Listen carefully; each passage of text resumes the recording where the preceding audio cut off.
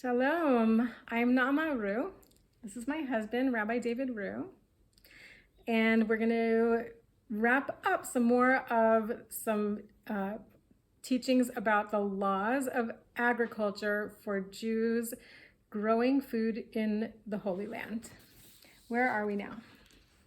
We are going to say, explain, and confuse how you separate Trumot and Maasarot, the various tithes, today.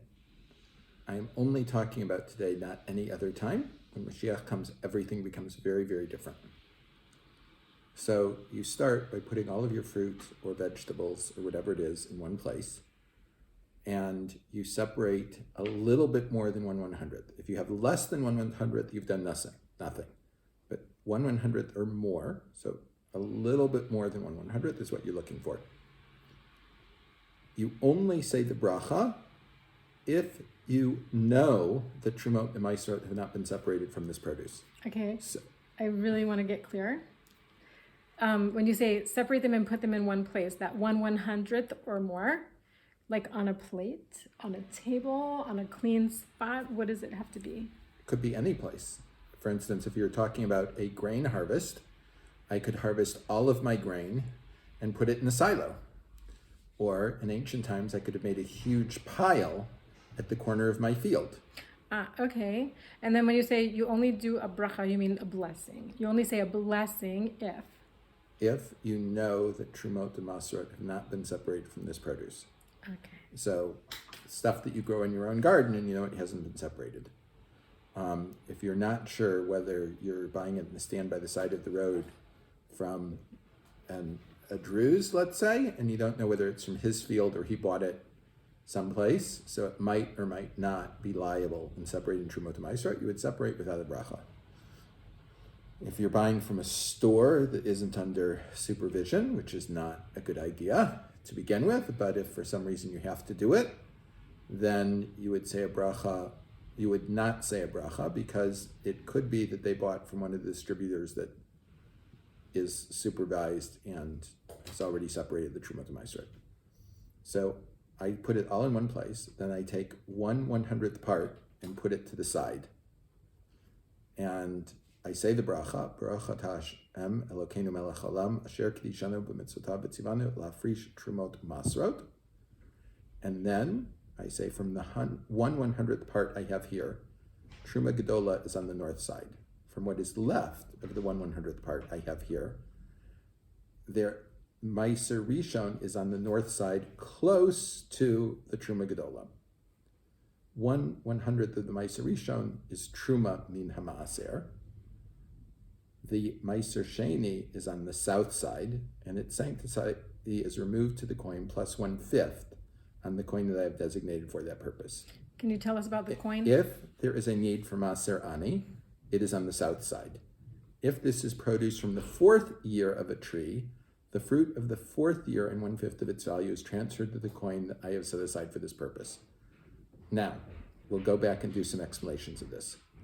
Truma Gedola is that which goes to the Kohen. It's the first gift that's given from anything. After that, there's Meiser Rishon, which is supposed to go to the Levi. You could actually give it to Levim today. However, because of various problems as who is and who is not a Levi, most people don't do that anymore. The Levi is also liable, or we can separate it for him, a gift that goes to the Kohen, and that's Truma min Hamaaser. Then there's either second tithe or poor person's tithe.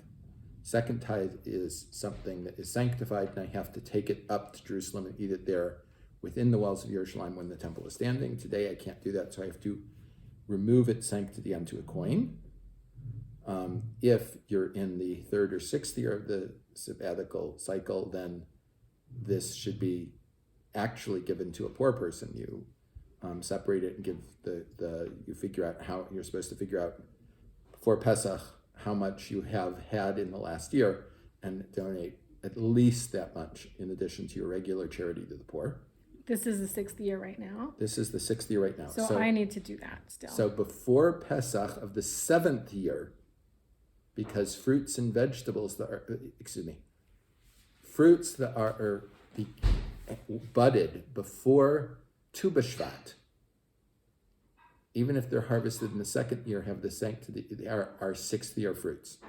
Next year, long after Rosh Hashanah, and we're in the first year of the Shemitah cycle, all the fruits that budded before Tu B'Shvat will still have the sanctity of the Shemitah year.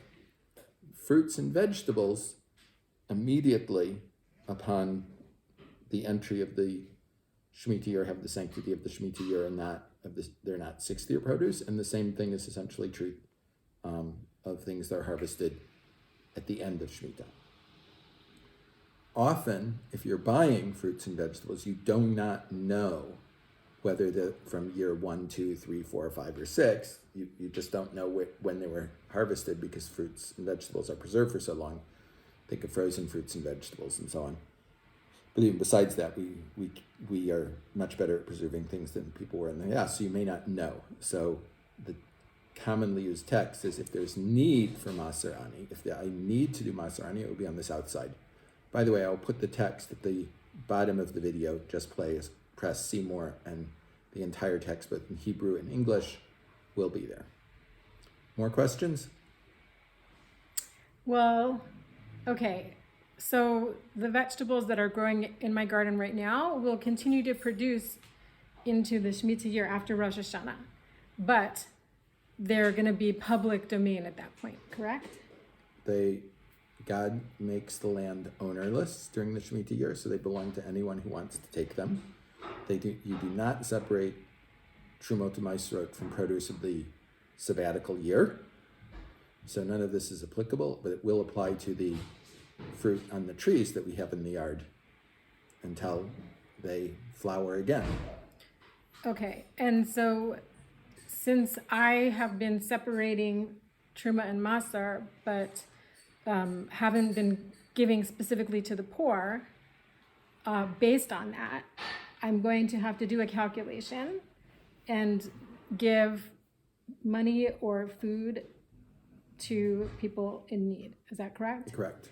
And when do I need to do that? Before Pesach of the following year. So there is before Pesach of Shemitah year. There is a confession said before Pesach, the year following the sixth year and the year following the third year, that says, I have gotten rid of all the holy things of the house, from the house I haven't forgotten, so on.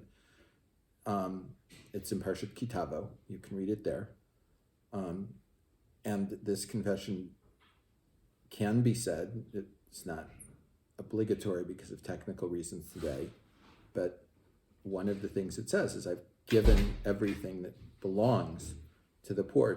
So I have to make sure at that point that I've given this minimum amount of charity. Like 1/100th of whatever I harvested during this third year or the sixth year. Well, poor person's tithe has no sanctity, so it should actually be 10% of the value, 9% of the value of what we've harvested in the last year.